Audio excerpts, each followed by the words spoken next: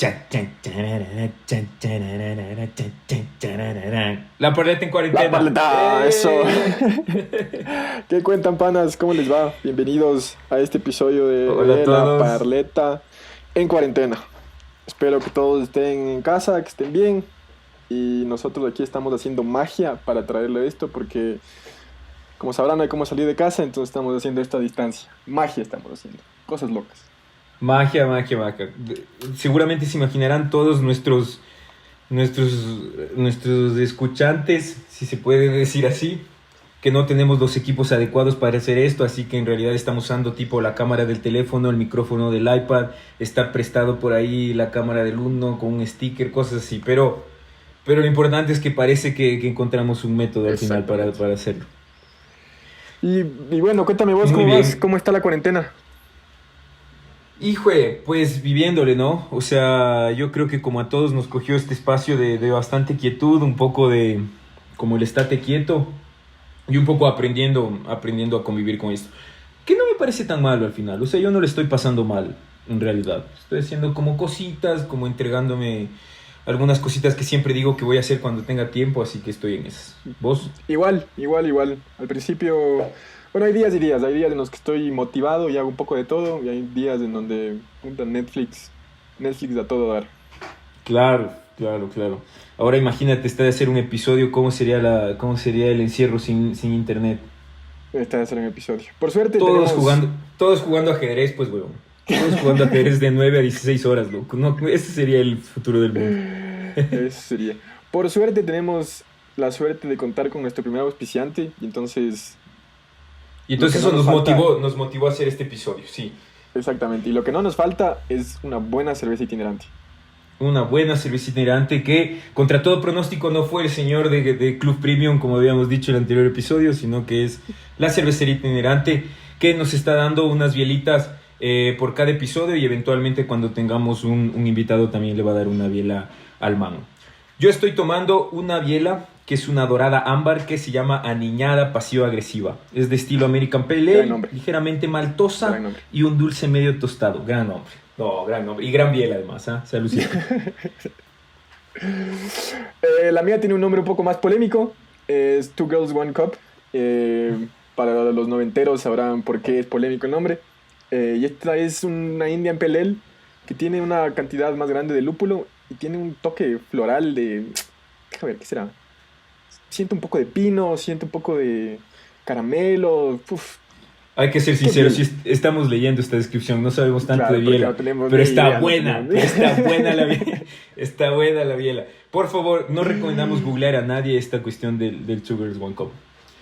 Nadie, Muy nadie. bien, esto ha sido nuestro auspiciante y después estábamos pensando que deberíamos hacer un necesario segmento de fe de ratas, debido a que en el primer episodio, gracias a algunos amigos, nos hicieron caer en cuenta de que cometimos algunos errores, algunas imprecisiones y queríamos corregirlas hoy. La primera es que nosotros habíamos dicho que el escritor Willo Ruales es quiteño cuando no, en realidad él es ibarreño. Sí. Y la segunda es que nosotros no estábamos seguros de cuál era el cargo de Javier Perugachi en Quito Eterno, pero en su momento sí fue director, ahora parece que es otra persona, pero bueno, en fin, no lo sabemos. Pero no sabemos si es director ni nada así. Pero de ley trabaja en Quito Eterno, estamos segurísimos. Eso sería para ponernos al día con lo que teníamos pendiente. Y ahora sí les puedes contar cuál es el tema de hoy. El tema de hoy es aprender a ser. ¿De dónde nació esta preocupación? Un poco, como me imagino que le pasó a todo el mundo que estaba reorganizando su forma de trabajar, tratando de llevar el camello a la casa y todo eso, nosotros dijimos sería súper bonito adelantar un poco del trabajo manual, que tenemos planificado algunos proyectos en la oficina muy pequeñitos en los que vamos a meter mano, específicamente en construcción en el caso de arquitectura. Y entonces dijimos, wow, parece que esta es la excusa ideal en este momento en el que todos estamos encerrados con nosotros mismos, con la gente, digamos, hacinados. ¿De qué forma? ¿Qué es lo que hemos aprendido? ¿Y de qué sirve hacer? Tanto en la arquitectura como en cualquier cosa casi. Exactamente. Y entonces, para organizar un poco cómo vamos a hablar de eso, claro, empezamos a hablar un poco del oficio del arquitecto y de nuestras experiencias en la U y luego ya en la vida profesional. Las experiencias que ahora nosotros estamos, digamos, siendo parte y un poco las conclusiones o los dilemas o las preguntas que han salido de esas cosas. Al final vamos a hablar un poco de lo que decía el Santi y de cómo eso se relaciona o por qué nosotros creemos que se relaciona ahora con este tiempo de cuarentena, en esta pausa del día a día. Y eso sería, pues, eso sería el episodio. Entonces, sería chévere que empezara hablando un poco del oficio del arquitecto, un poco de la experiencia en la universidad y la experiencia en la vida profesional. Sí, creo que también es chévere cachar que antes de hablar como de esto de las experiencias de la U es bonito entender que lo que cada uno de nosotros piensa que es un arquitecto, ¿no es cierto? Lo que siempre imaginamos es un man un man medio con un casco que tiene unos dibujos bacanes y que va a la obra y que manda a algunos maestros por ahí. Y bueno, creo que esa es una figura que se construye de a poco, que se construye de a poco desde el inicio cuando empiezas a hacer arquitectura, pero que siempre tienes diferentes dimensiones de moverte con la profesión, creo. Y entonces en la universidad cuando empiezas es bonito porque tienes como, digamos, te entregas muchísimo a hacer un camello manual, ¿no es cierto? Haces un montón de modelos a escala. En algunas universidades nosotros tuvimos la oportunidad, por ejemplo, de hacer maquetas a escala real, por ejemplo. Hacer construcciones reales. Y fue una experiencia increíble, ¿no? Claro, es además la primera vez que te enfrentas con el material y eso, porque además no te lanzas primero a hacer el 1-1, te haces primero la maquetita que ya venías haciendo en escala 1:10 y luego dices, ok, voy a hacerla a escala 1:1 y te das cuenta que es otra cosa, o sea, que el material Claro. ya a la escala real, o sea, funciona diferente cuando puedes pegarle con masking y con brujita y con lo que quieras.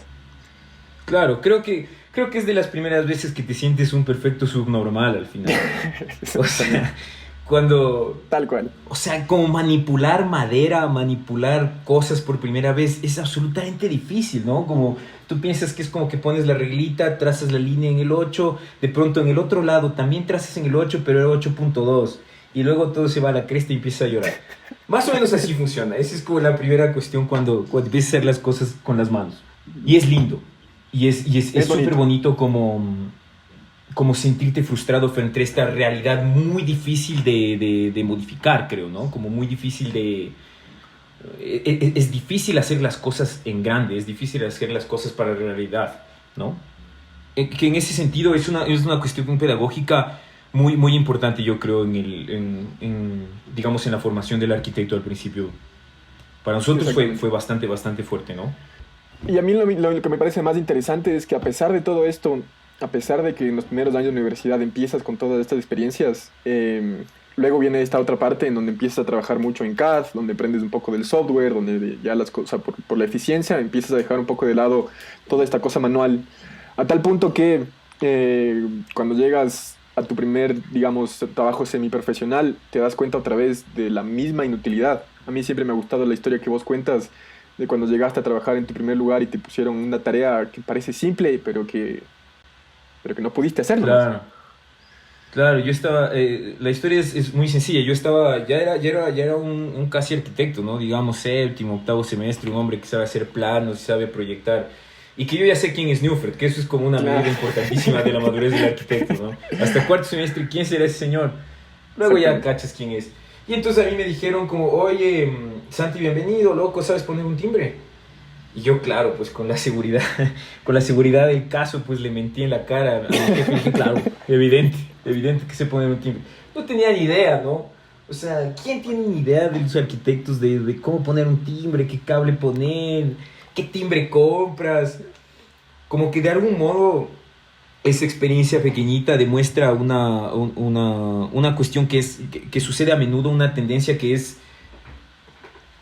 digamos, que sucede casi siempre en el oficio, ¿no es cierto? Como conforme tú estás avanzando en la carrera de arquitectura, de pronto te tienes que enfrentar a proyectos en más grande escala, y como ya proyectas a más grande escala, como que te limitas mucho al papel, ¿no?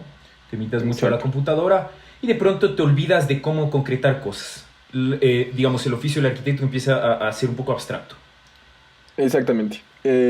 A mí me pasó, en cambio, que tuve la suerte, de igual en la universidad, en la católica en la que yo estaba, tuve la suerte de estar en un taller con el David Gangotena y con el David Barragán y el Pascual Gangotena. ¿Qué podemos decirles David Gangotena para que todos sepan quiénes son de hoy en adelante? Exactamente. Y tuve la suerte de que ellos armaron un taller que precisamente impulsaba esto de salir de la clase y de salir de esta cosa del papel y de ver precisamente esas cosas que tú escribes en el papel, verlas luego construidas. Entonces fue un taller donde 20 estudiantes de arquitectura construyeron una casa comunal, una casa barrial. Y claro, o sea, te das de frente contra la pared porque ya a mí lo que me pareció muy interesante es que a veces cuando vas a presentar algo solamente para colgarlo ahí en tus presentaciones, sabes cómo ocultar cosas. O cuando tienes el modelo en 3D, sabes cuál es el ángulo que funciona bien, y si es que hay una cosa atrás que está medio perdida, igual le ocultas. Pero ya cuando le vas a construir, no hay forma de ocultar esas cosas.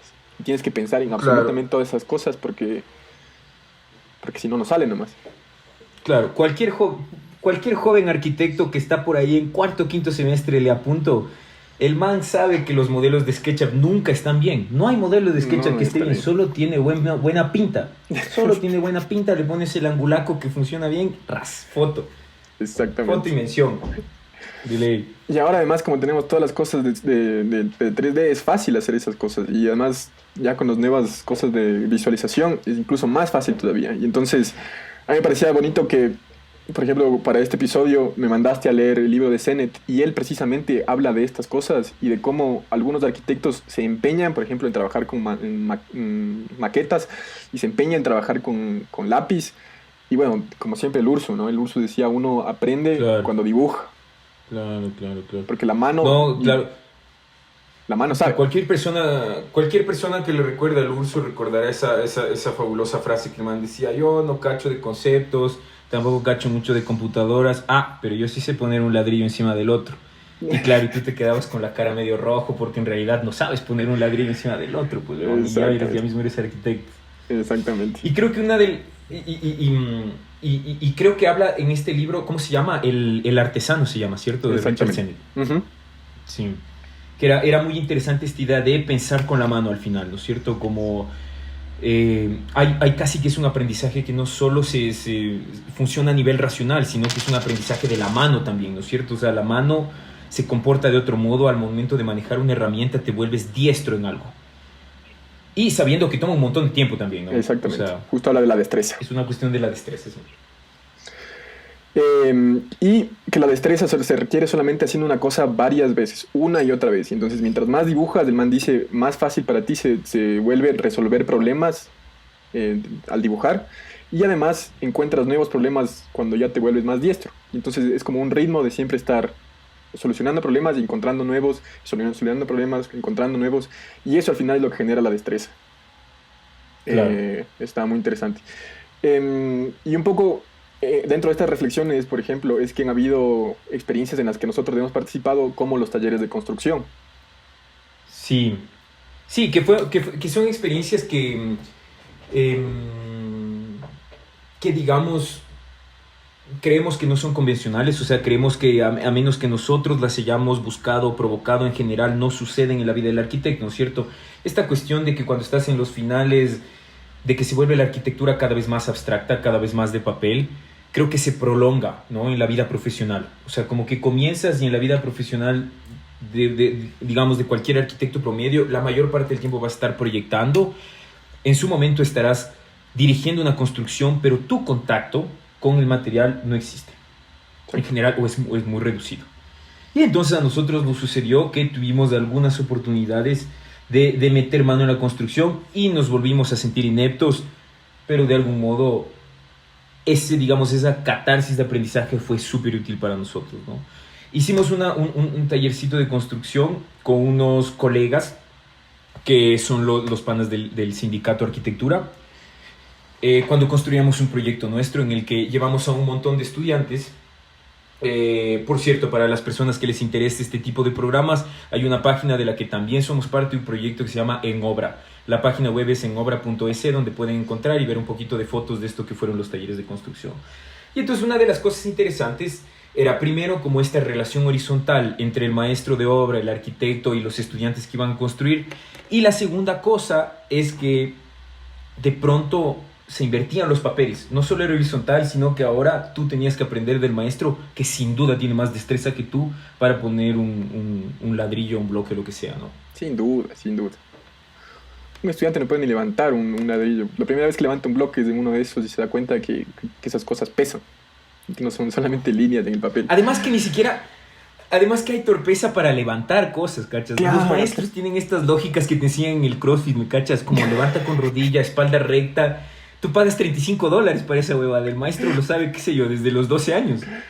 El man levanta súper bien el costal y de pronto uno mismo, o veíamos los estudiantes como que agarraban el costal y querían levantar con bíceps. No, compadre, o sea, es un costal de cemento. No vas a... Deja nomás. Déjalo más, weón. Y ahí entra otra cosa que me parecía muy bonito de lo que decía Richard Sennett. Y es que decía, él dice que el hacer es algo intrínsecamente comunitario. Un poco porque siempre hay esta figura de quien te enseña a hacer. Y entonces siempre hay esta cosa de el pupilo y el maestro, o el Jedi y el Padawan, para los que para los que están al día con la moda. Y él dice, ya porque existe este modelo, entonces es intrínsecamente comunitario, porque tienes que hablar con una persona y tienes que tratar de que esa persona entienda cómo hacer, por un lado. Y por el otro lado, dice que cuando el hacer funciona bien, siempre hay más de una mano. Y entonces en el taller de construcción a mí me gusta que pasaba eso. Cuando tú estás solo frente a tu computadora, al final estás solo. Y entonces al final tú estás tratando de resolver los problemas, pero si es que no los ves, no los vas a resolver. Y en cambio cuando estás en obra, Claro. cuando estás en los talleres de construcción, tienes mucha gente que está tratando de solucionar el mismo problema y entonces se vuelve una cosa mucho más rítmica y donde las cosas funcionan mucho mejor. Sí, porque primero un paréntesis. Creo que la vida sería mucho más interesante si los maestros les dijéramos Jedis en lugar de maestro, ¿cachas? Sería mucho más Maestro interesante. Jedi. Venga, sería increíble. Pero bueno, sí, creo que también esta cuestión comunitaria sucede porque cuando estás construyendo algo, cuando estás metiendo las manos, inevitablemente expones tu trabajo al final, ¿no? Es una cuestión de que haces con todos. Seguramente el trabajo que uno está haciendo, que es mezclar el cemento, no es un trabajo aislado, al menos siempre está en constante comunicación con el resto del trabajo. Y eso creo que lo hace muy interesante porque a la vez te enseña cómo a exponerte y ser vulnerable de algún modo, ¿no? Como decir, chuta, no sé levantar cemento, no sé mezclar cemento, no sé poner un timbre. Perdón que nacen los traumas igual, no sé poner un timbre, ¿qué puedo hacer? No sé. No sé. Y creo que sí, o sea, de lo que hemos vivido nosotros sí ha sido una construcción comunitaria, ¿no? Un poco esto de meter mano. Y otra cosa que me parece muy interesante es que se descubre que la destreza no es algo que puedes aprender de la noche a la mañana, que la destreza no se improvisa finalmente, ¿no? Es algo que toma muchísimo tiempo, es decir, nosotros tuvimos innumerables clases, que en ese momento teníamos al maestro Manuel con nosotros, que era el que nos enseñaba a poner bloque. Y nos enseñó a poner bloque, no sé, como el man dijo, loco, así de una, pon aquí, pones el bloque y ya está. Y era sencillísimo, pero era horrible, era pesadísimo además. O sea, es absolutamente comprensible que los manes coman esa cantidad de arroz. Absoluto, es cansadísimo, o sea, es cansado de verdad y era durísimo. Entonces es muy interesante darte cuenta de que es algo que toma tiempo aprender, que no se puede hacer de la noche a la mañana. Exactamente. Y lo bonito de eso es que, claro, ahorita estamos dentro de específicamente el ejemplo de la arquitectura.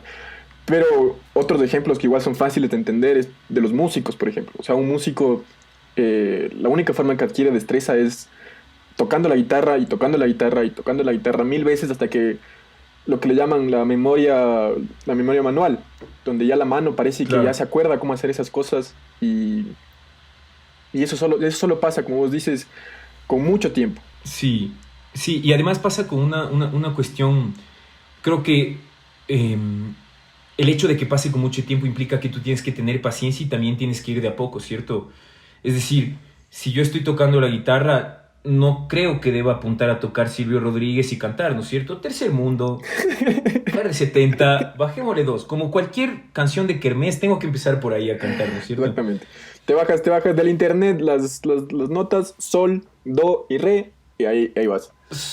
Claro, y tren, le metes. Pero no tiene sentido empezar por algo más. Y creo que del mismo modo es muy interesante pensar que cuando estás aprendiendo a construir algo, también tienes que empezar por lo chico, porque créame, poner un clavo parece huevada, pero poner un clavo bien no es una obviedad, no es una cosa a la que creo que nosotros estamos acostumbrados.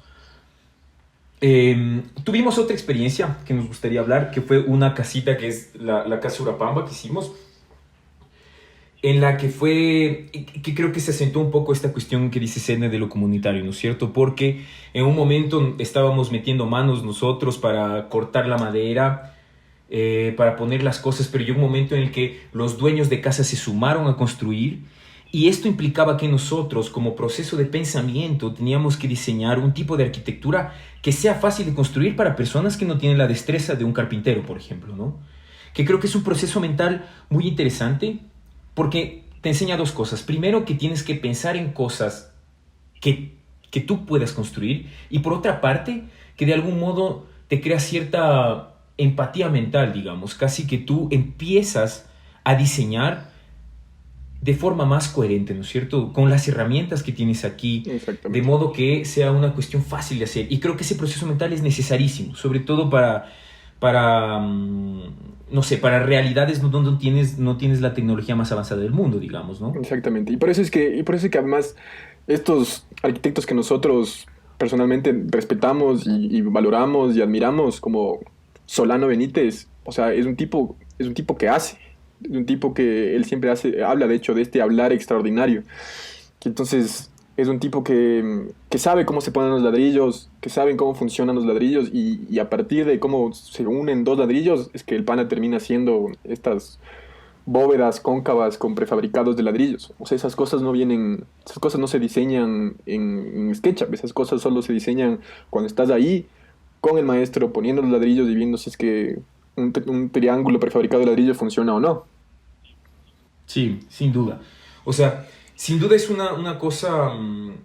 Creo que últimamente es un poco polémico esto de aprender haciendo, porque de ninguna manera queremos decir, y creo que eso tenemos muy claro, que el aprendizaje es la única fuente de saber, ¿no? Porque de algún modo detrás de nosotros un montón de gente que ya hizo cosas y que ya tiene muy claro cómo se hace, ¿no es cierto? Y ha escrito libros y hay manuales y todo. El Francisco Ursúa mismo también decía que todo está hecho. Nuestro deber como arquitectos es aprender a copiar bien. Y entonces creo que tiene razón, ¿no? Claro, Que, es que el Ursu siempre tenía razón. El Ursu siempre tenía el razón. Urso, ¿en qué situación ese hombre no tenía razón, Dios mío? ¿En qué situación no tenía razón? No, increíble, increíble. Increíble. No, era como es interesante porque creo que cuando aprendes a hacer, también representa un ejercicio de humildad en ese sentido, ¿no es cierto? En humildad, Tal porque cual. aprendes que la innovación por la innovación no tiene sentido. Mm, Que detrás de ti hay una serie hay un conocimiento, un trabajo muy potente y que claramente ese trabajo tiene mucho valor. Entonces creo que en ese sentido, incluso el hacer te ayuda a respetar más aún lo que ya se hizo. De algún exactamente. modo, te ayuda a valorar más la teoría, ¿no es cierto? Eso está Porque bonito. de lo contrario, todo es abstracto al final. Sí, sí, sí, sí. Eso está muy bonito y creo que es preciso para darnos el intermedio necesario. La paleta regresa en un momento.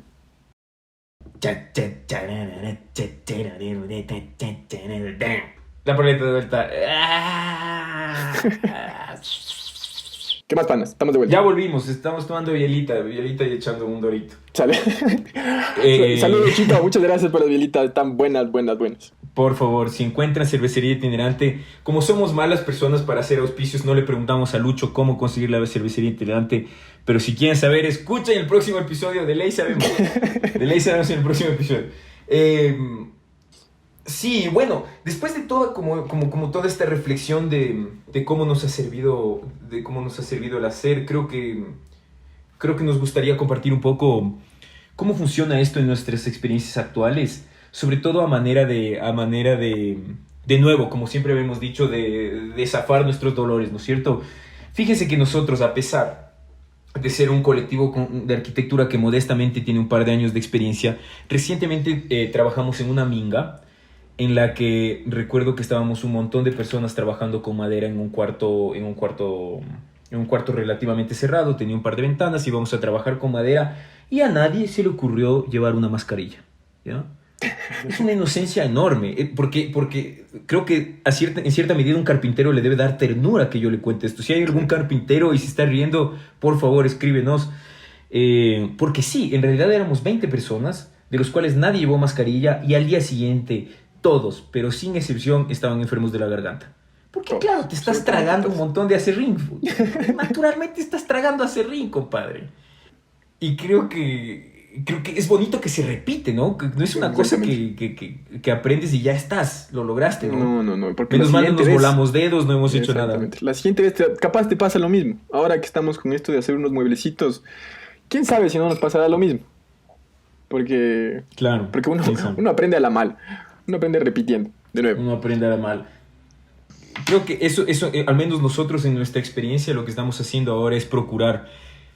De ningún modo tenemos que pretender que nosotros somos personas con destreza como para hacer algo. No somos carpinteros, no somos constructores, digamos, no somos maestros de obra.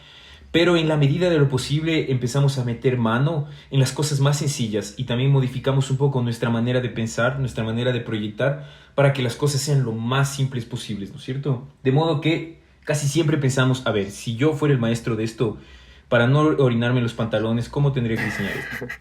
Y así lo tratamos de hacer. Y así tratamos de hacer. Tratamos, porque... Claro. Siempre... Por ahí sí hay miedo, ¿no? Igual. Claro, por ahí claro. Hay ahora, miedo, por ejemplo... Oye, ¿cómo se hará esta huevada?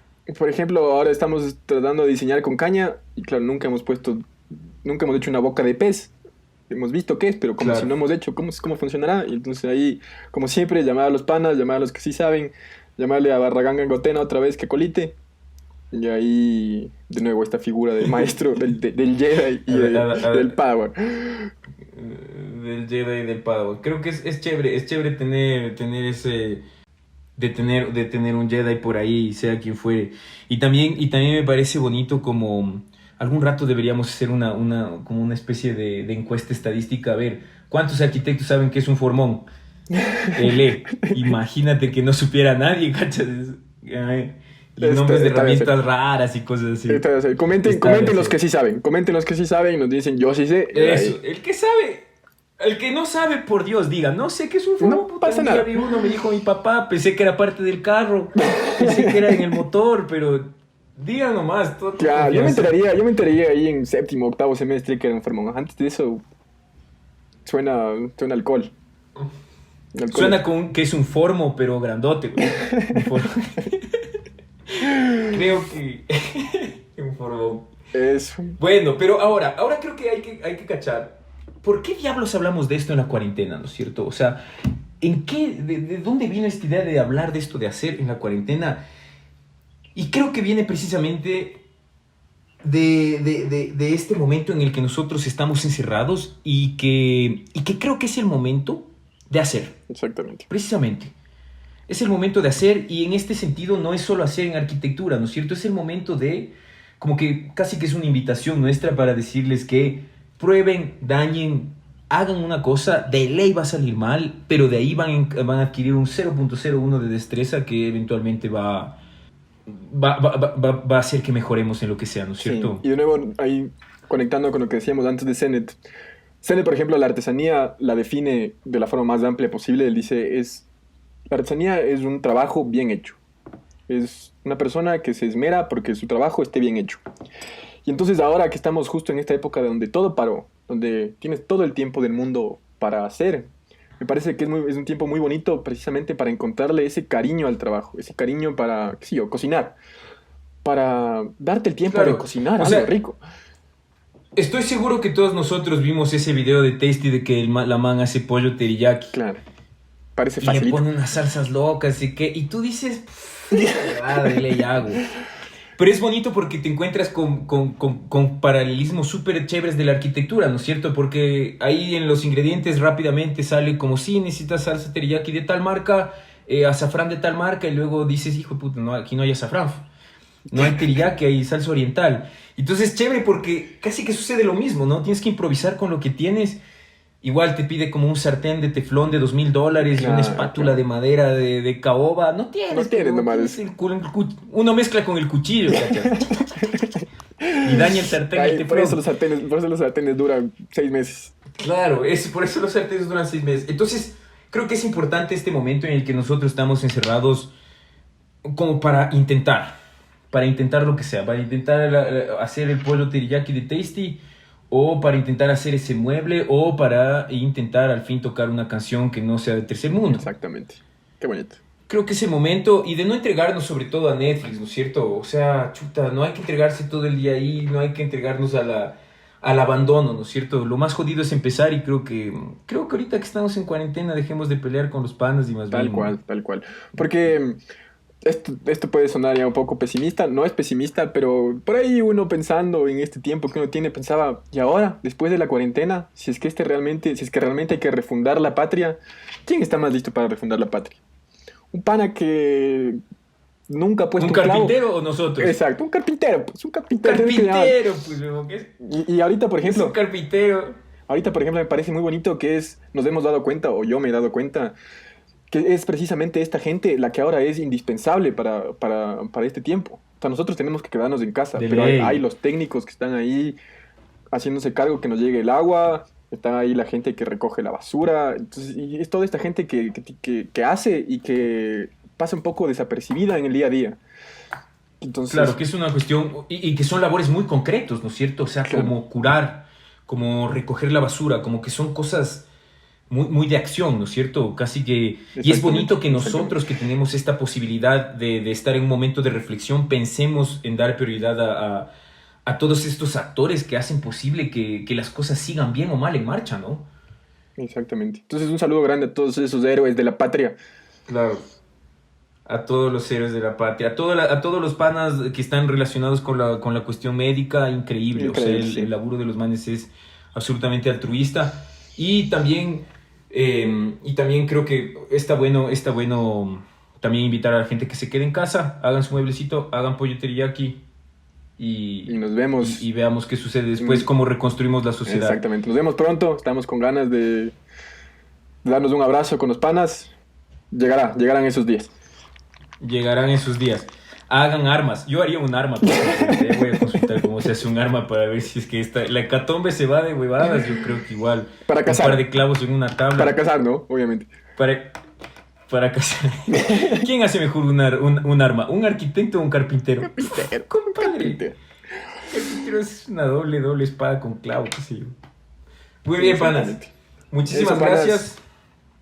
Quédense en casa. Un fuerte abrazo. Gracias por escuchar La Parleta. Quédese en casa y cocine. Nos vemos pronto. Chao, gente. Salud. Salud. Salud.